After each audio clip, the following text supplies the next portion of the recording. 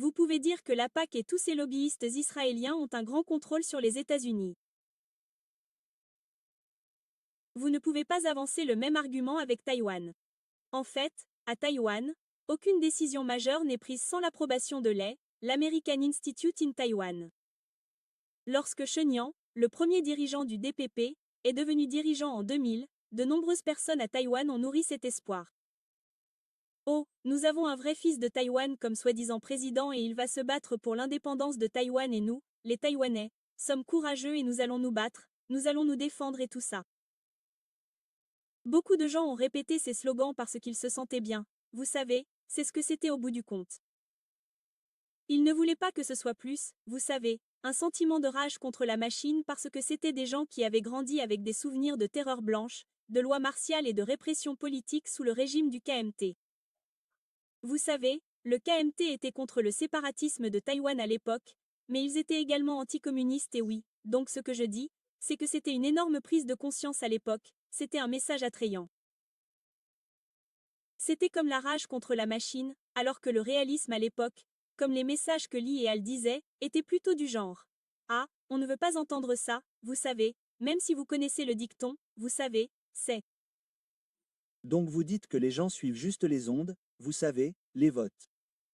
Oui, les gens suivaient les ondes, mais le truc, c'est que les ondes, ça marche jusqu'à ce que les ondes, le château de cartes qui les soutient, s'effondrent sous vos yeux au-delà de tout doute raisonnable.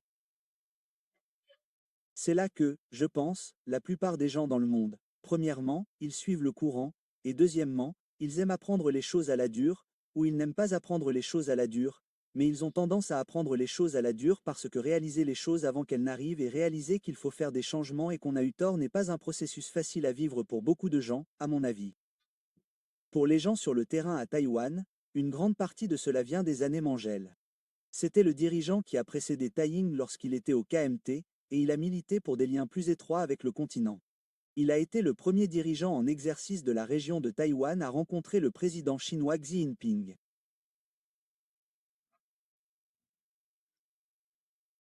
Et il y a eu beaucoup de campagnes de peur, en particulier après 2014, lorsque quelque chose appelé le mouvement des tournesols a eu lieu, lorsque des gens ont occupé le bâtiment du Parlement et ont tenté de bloquer un projet de loi qui aurait davantage intégré les économies des deux côtés du détroit.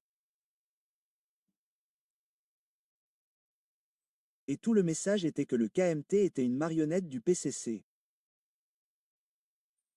Si nous élisons un autre dirigeant du KMT, alors nous perdrons notre démocratie et nous nous réunifierons, et la réunification aura lieu et nous ne devons pas laisser cela se produire. Et donc, nous devons vous poser une question. Laissez-moi vous poser une question sur le mouvement des tournesols, car ce que vous décrivez ressemble beaucoup à ce qui s'est passé à Hong Kong, juste un peu moins violent. Parce que cette manifestation à Hong Kong a également commencé par l'occupation de l'Assemblée législative de Hong Kong, et en signe de protestation contre un projet de loi qui serait fondamentalement, essentiellement, un projet de loi d'extradition, et la revendication, qu'ils ont faite à l'époque, c'était la même chose. Hong Kong perdrait son système unique, un pays, deux systèmes. La Chine allait imposer sa loi à Hong Kong et se débarrasser de tout, vous savez, de la singularité de Hong Kong. À présent, je pense qu'il devrait être évident que la manifestation de Hong Kong de 2019 est fondamentalement une révolution de couleur. Il y avait beaucoup de la CIA, des agences de renseignement étrangères impliquées, vous savez, la NG, la CIA. Pensez-vous que le mouvement des tournesols à Taïwan?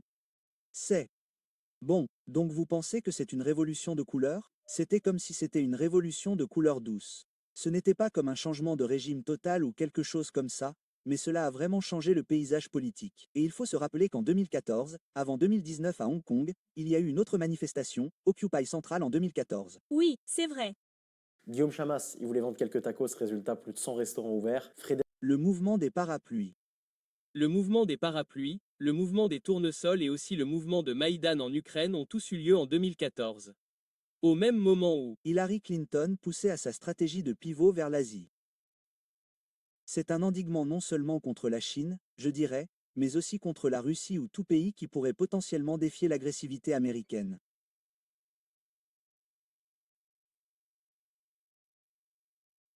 Et je pense qu'un facteur important dans tout cela a été de voir comment, vous savez, la Chine a été relativement épargnée par la crise financière de 2008, ce qui a montré qu'il y avait un certain niveau de souveraineté et d'indépendance exercée par la Chine. Je pense que c'était une réponse à cela. Et le mouvement des tournesols, je veux dire, c'est très brillant. Vous avez ces leaders étudiants qui sont sortis du milieu de nulle part et qui sont devenus de simples leaders, et tout d'un coup, ils sont présentés dans les médias comme une nouvelle génération de héros, etc. Et maintenant, ils ont tous. Certains d'entre eux, par exemple, Linfin, qui est maintenant dans le DPP, sont assez haut placés, n'est-ce pas? Vous avez aussi Freddy Lim. Freddy Lim n'était pas du DPP. Il y avait un troisième parti né du mouvement des tournesols qui disait « Oh, nous sommes de centre-gauche. Nous sommes pour l'indépendance de Taïwan, mais nous sommes aussi contre la nature droitière du DPP. » Mais quand les choses se sont gâtées, ils ont toujours voté avec le DPP, et c'est un peu leur objectif. On les appelle, eux, ce qui est comme un parti d'aile, c'est un peu comme la façon dont le squad existait en Amérique, en disant « Oh, on va, eux, vous savez, pousser les démocrates vers la gauche », mais ensuite, quand les choses se sont gâtées, c'est l'inverse qui s'est produit. Sauf que, alors que le squad faisait partie des démocrates, le parti du nouveau pouvoir dont Freddy Lim faisait partie était nominalement un parti indépendant, indépendant du DPP. Mais maintenant, Freddy Lim, l'un de ces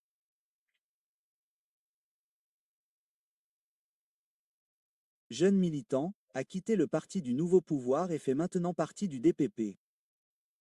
Et il est maintenant le représentant du bureau culturel de Taipei, et je crois. Freddy Lim est-il le mec du heavy metal? Ouais, ce mec. Oh ouais, il a beaucoup parlé dans la presse occidentale, vous savez, regardez ce mec cool du heavy metal, vous savez, et c'est un nouveau visage de Taïwan et il a eu beaucoup de visibilité en anglais.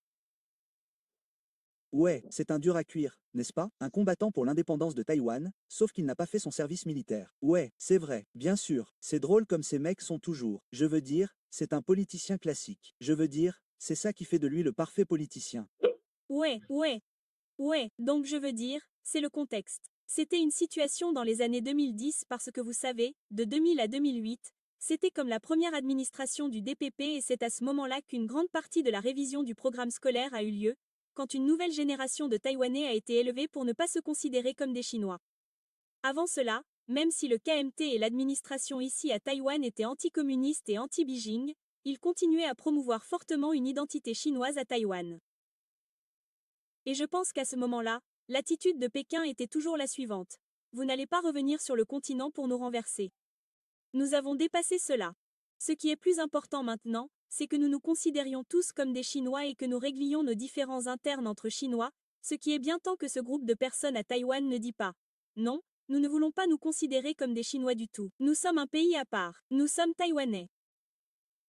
Pour Pékin, c'est une ligne rouge, car l'attitude avant était que toute la situation à Taïwan était compliquée. Mais tant que c'est entre les mains de Chinois ou de personnes qui se considèrent comme Chinois, même s'ils sont les pires Chinois, ils font toujours partie de la famille. Nous pouvons gérer cela. Les Chinois ne tuent pas les Chinois, n'est-ce pas? Les Chinois ne se battent pas entre eux. Ouais, c'était un slogan. Donc, je veux dire, c'était les années 2010, une période délicate, et c'est aussi à ce moment-là que le DPP est devenu woke-washed, comme je crois après, 2008, parce que le DPP a perdu en popularité parce que, je veux dire, le précédent dirigeant, Tenzbian, a été pris dans un scandale de corruption, a pris beaucoup d'argent, et l'a placé sur un compte bancaire offshore en Suisse.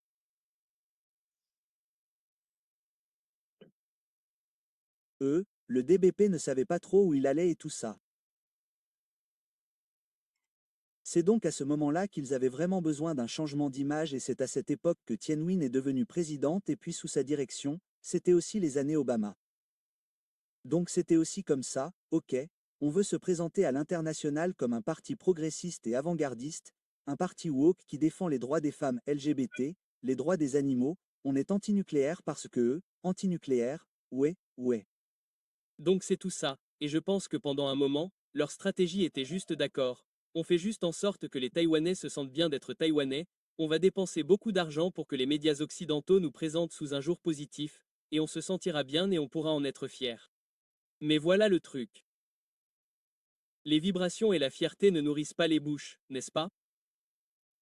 Au bout du compte, ce sont les problèmes fondamentaux qui comptent. Maintenant, quand vos problèmes fondamentaux sont résolus, je veux dire, ce genre de choses marche. Mais la politique compte vraiment quand on arrête d'y penser avec son cœur et que les gens commencent à y penser avec leur estomac. Et c'est un peu ce qu'est devenue la situation ces dernières années. Comme vous le savez, partout dans le monde, il y a de l'inflation, il y a toutes sortes de problèmes. Maintenant, l'Amérique nous fait abandonner une énorme partie de TSMC. Et l'économie de Taïwan est en grande partie soutenue par TSMC, l'entreprise qui fabrique une grande partie des puces et des appareils que vous nous regardez en ce moment. Et surtout avec des choses comme, vous savez, l'Ukraine, la situation en Ukraine et aussi en regardant la façon dont les États-Unis se sont retirés d'Afghanistan après environ 20 ans, beaucoup de gens sur le terrain ont commencé à se demander, attendez, les États-Unis sont-ils vraiment si fiables? Parce que je veux dire, dans le passé, même il y a 20 ans, les gens comme nous parlions juste d'histoire. Oh, regardez l'Amérique et le Vietnam. Regardez comment les États-Unis ont renversé ce pays démocratiquement élu. Comment ils ont soutenu ce dictateur, comment ils ont fait ça, ça, ça, ça. Mais pour beaucoup de gens à Taïwan, c'est tellement loin dans le passé. Ouais, c'est juste comme si c'était. Sans rapport. Mais maintenant, vous voyez tout ça se dérouler sous nos yeux. Et là, on se dit, attendez, qu'est-ce que Pékin nous a fait, à part s'attendre à ce que nous nous déclarions chinois et que nous acceptions notre identité chinoise, ce qui ne nous a pas posé de problème pendant très longtemps, jusqu'à ces dernières décennies, à cause d'un conditionnement idéologique.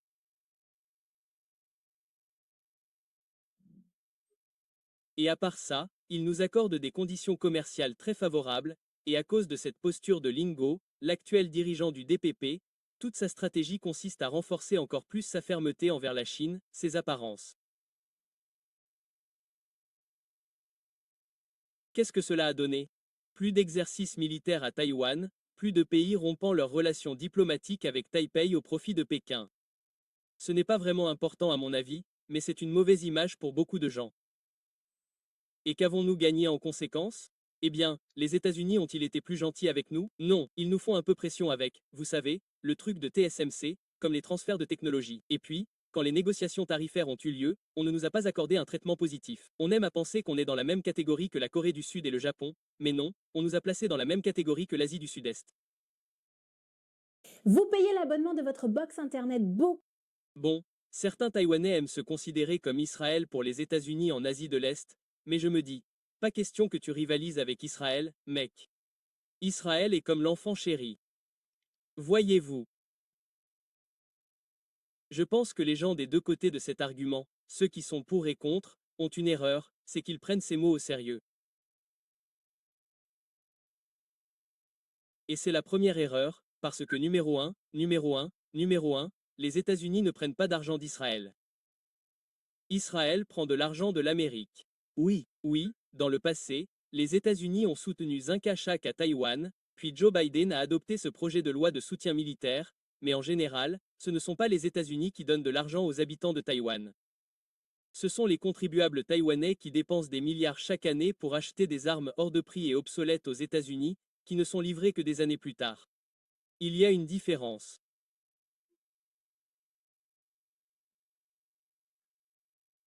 Nous payons un tribut à nos compatriotes aux États-Unis, et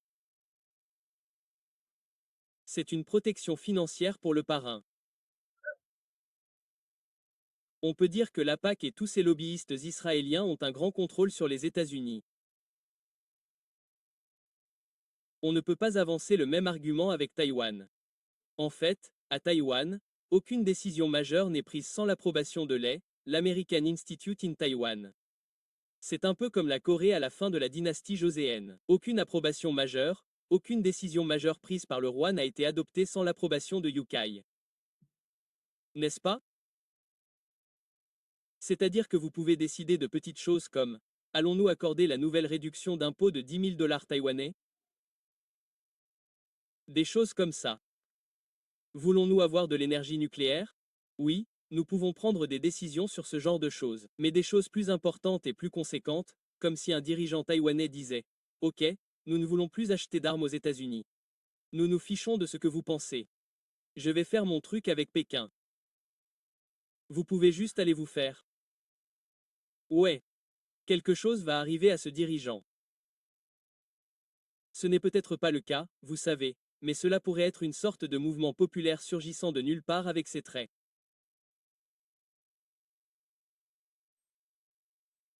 Charmants leaders étudiants avec leurs images soigneusement sélectionnées, menant une sorte de protestation totalement organique et l'occupation du bâtiment législatif et des choses comme ça, vous savez, les États-Unis peuvent faire en sorte que ce genre de choses se produisent.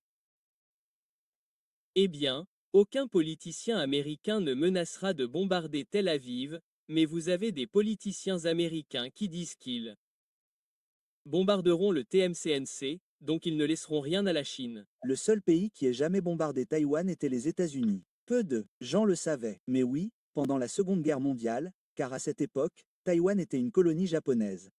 Les États-Unis ont donc bombardé Taïwan. Ouais. Ils ont également vendu des armes au Japon lorsqu'ils combattaient la Chine lors de la première guerre sino-japonaise, ce qui a conduit Taïwan à devenir une colonie japonaise. Donc oui, c'est une comparaison inappropriée. Et je tiens à mentionner maintenant que nous parlons de l'armée, à quel point de nombreux changements d'opinion sont également liés à l'équilibre des pouvoirs, n'est-ce pas? Surtout après le défilé militaire du 3 septembre à Pékin auquel ont assisté Poutine et le maréchal Kim Jong-un. C'est comme le lancement par un sous-marin de missiles capable de transporter des armes nucléaires et tout ça. Ce sont les armes les plus récentes. Et il y a une réalité objective dans la guerre, n'est-ce pas? Ce n'est pas juste une question de volonté, mais la volonté à Taïwan, soyons honnêtes, ce sont les séparatistes taïwanais. Ils aiment bien parler. Mais si vous arrivez à les comprendre, ils vendront leurs parents pour le moindre avantage. Ce sont des opportunistes comme ça. Ils ne meurent pas pour leurs convictions.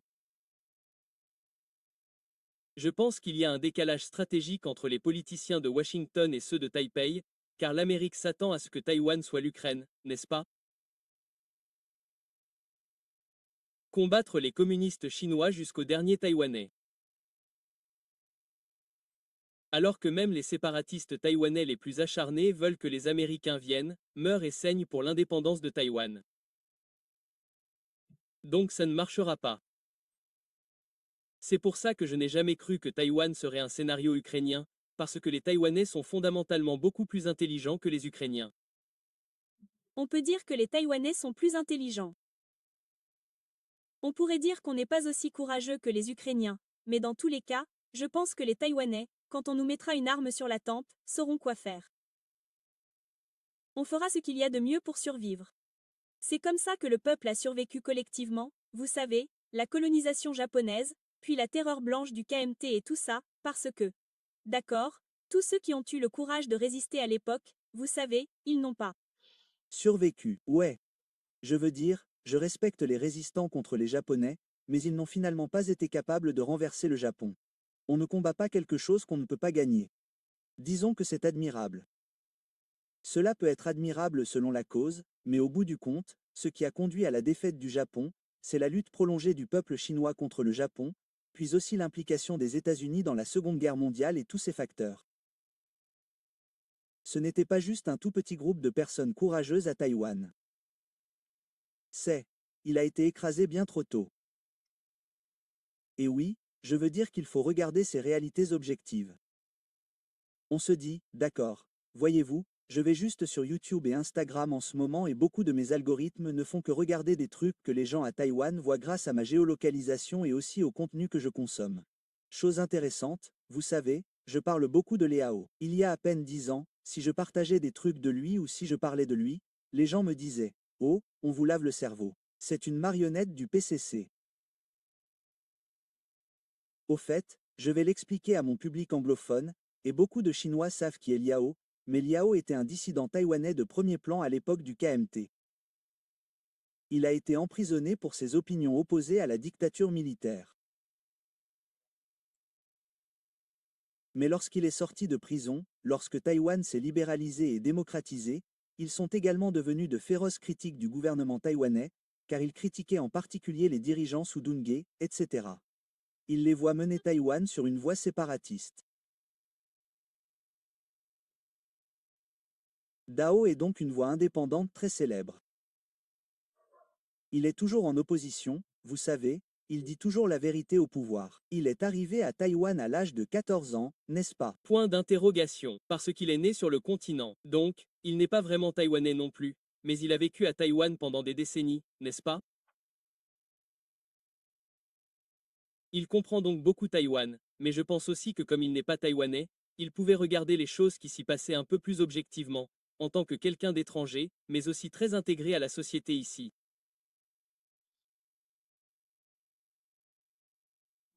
Et oui, à l'époque, dans les années 90 et 2000, il avait des créneaux à la télé tard le soir pour parler de tout ce qu'il voulait.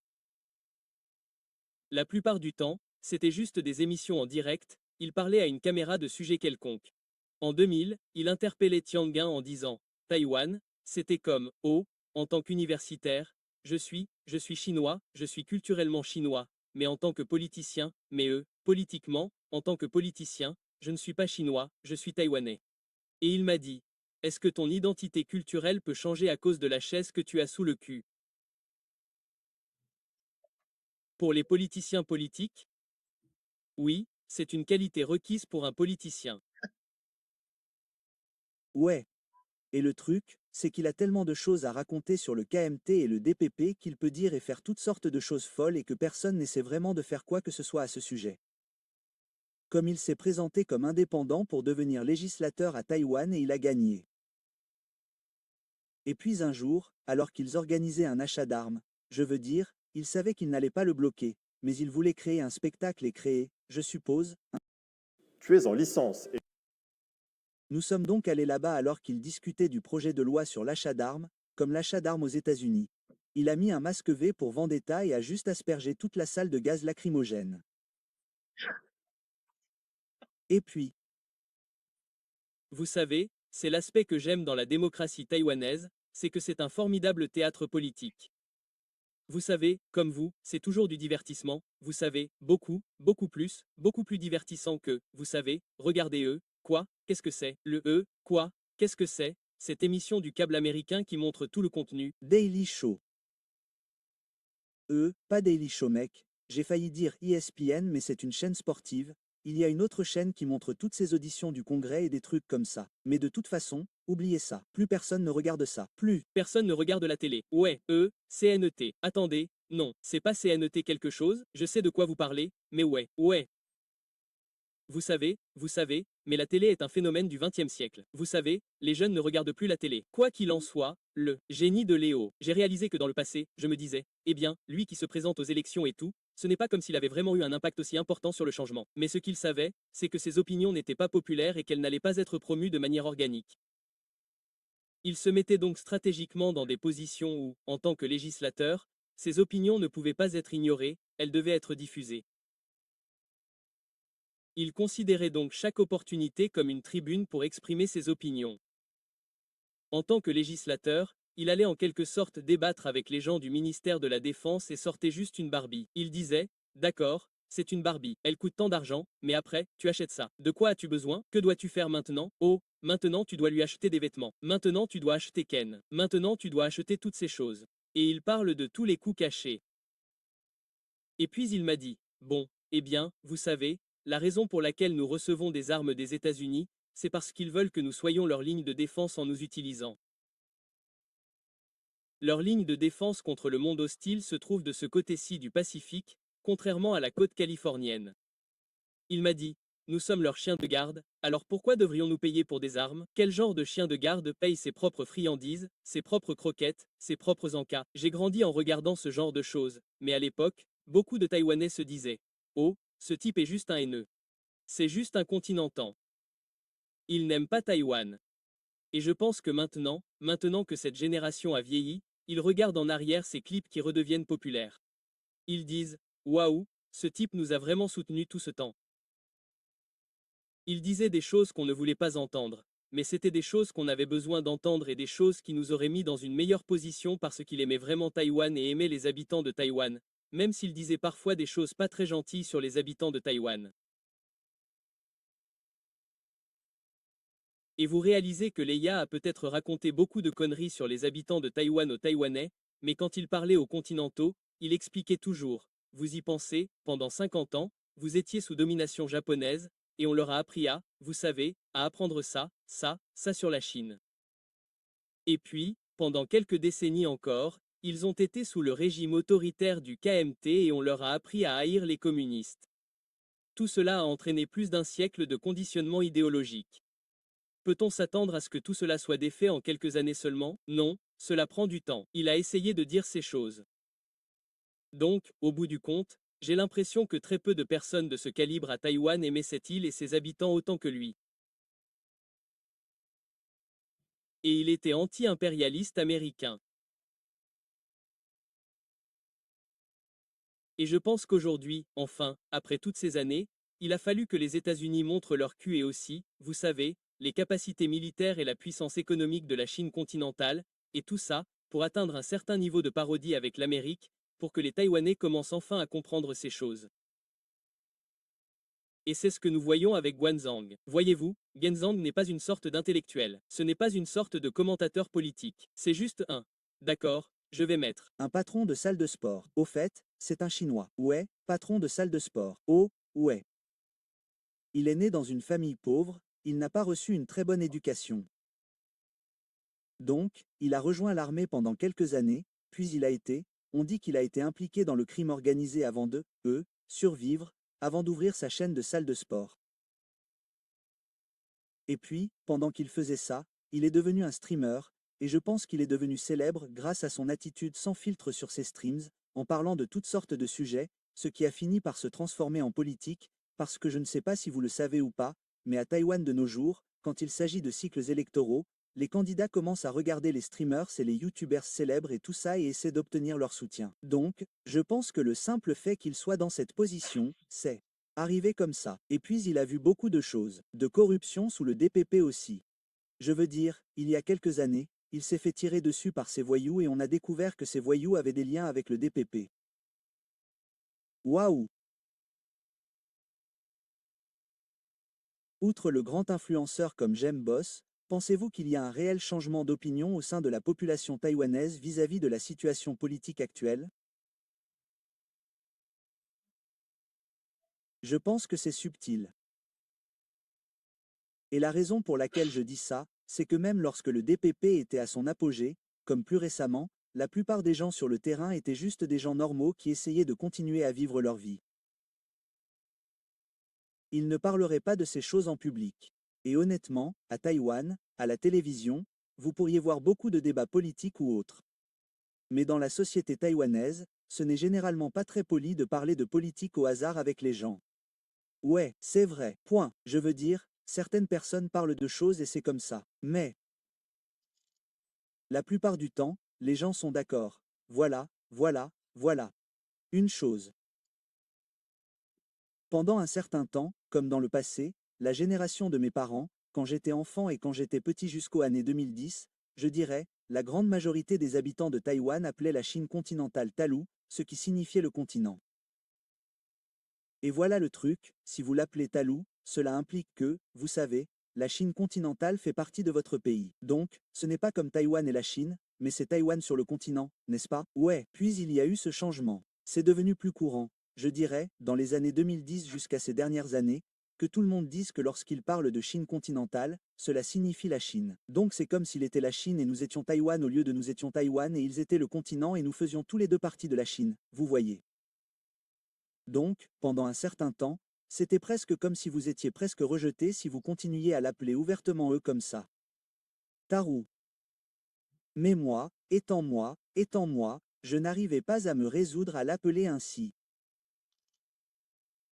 Parce que pour moi, cela nous inclut aussi, ce n'est pas seulement eux. Donc j'ai toujours appelé ça Tal et pour un juste milieu, ce serait comme la Chine continentale, n'est-ce pas? Point d'interrogation. Et puis, récemment, dans les rues, la plupart des gens commencent à l'appeler à nouveau Talou, ce qui, Je pense, c'est qu'il faut chercher ce genre de petits signaux. Mais le truc, c'est qu'une fois qu'on quitte Taipei, parce que je pense que dans la plupart des sociétés, les gens qui sont plutôt libéraux et tout ça ont tendance à vivre dans les grandes villes. Ouais, une fois qu'on quitte Taipei, la plupart des gens sont encore plutôt traditionalistes ou autres. À Taipei, beaucoup de gens regardent Netflix, mais en quittant Taipei, la plupart des gens regardent des émissions continentales simplement à cause de l'affinité culturelle que nous avons avec le continent, en regardant des émissions sur le drame de la cour de la dynastie Qing entre les différents. Attendez, attendez, ce n'est pas bloqué. Ces applications continentales comme IG, ces services ne sont-ils pas bloqués à Taïwan? Comment accèdent-elles au continent? Elles ne sont pas bloquées ici. Elles sont bloquées sur certains réseaux gouvernementaux, mais elles ne sont pas bloquées pour le grand public. Et même si elles étaient bloquées, beaucoup d'entre elles sont retéléchargées sur YouTube. Et nous avons aussi beaucoup de personnes, en particulier en dehors de Taipei, comme les familles rurales. Oh, la mienne incluse, car je suis radin. Ils obtiennent ces petites boîtes Android piratées qui reçoivent toutes ces chaînes de télévision du monde entier, y compris de Taïwan et de la Chine continentale. Donc, nous ne payons pas pour le câble. Et puis il y a aussi le streaming et tout ça. Et oui, il y a beaucoup de choses continentales. Par exemple, si je le voulais, je pourrais regarder CCTV en direct depuis mon salon parce que j'ai cette boîte piratée.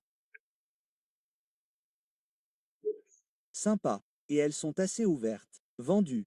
Et si vous savez où chercher à Taïwan. Ouais, ça ne va pas être ouvertement annoncé. Comme si on avait du piratage. Douyin est-il interdit à Taïwan?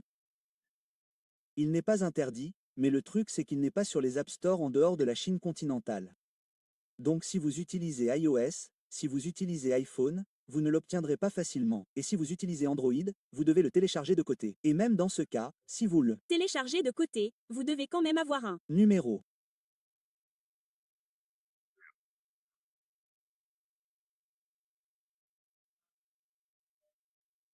de téléphone chinois continental pour créer un compte. Sinon, vous ne pouvez que le consulter. Mais je veux dire, j'ai tout configuré. Je veux dire que j'ai. Ouais, j'ai. Combien de temps ça prend pour c'est. Quoi ça? Oh, vous avez une carte ICBC. C'est donc une carte bancaire chinoise. Ouais, vous savez combien de temps ça prend à quelqu'un de Taïwan pour l'obtenir quand il est sur le continent? 3 heures. 3 heures. Oh, c'est genre 30 minutes. De merde. Vous savez, ça a pris 3 heures à mon père parce que vous savez, mon père a un passeport américain et mon cousin en Chine. Ouais, eh bien, mon cousin en Chine m'a dit. Oh, pas de problème, pas de problème. Je connais le directeur de la succursale de la banque, le directeur de la succursale de la banque ICBC. Quoi? Une visite de 3 heures. Puis-je? Être parfaitement honnête, Ouais, allez-y, allez-y. J'ai déjà un compte bancaire continental auprès de la China Construction Bank. Je n'ai eu que celui-là parce que la carte est jolie. J'étais aussi curieux parce que j'ai eu ce compte bancaire de la construction à Pékin, une grande ville, donc il traite avec beaucoup de gens de Taïwan. J'étais à Yenji et il n'y avait personne de Taïwan là-bas. Je me demandais juste, d'accord, si j'essayais d'aller dans cette banque au milieu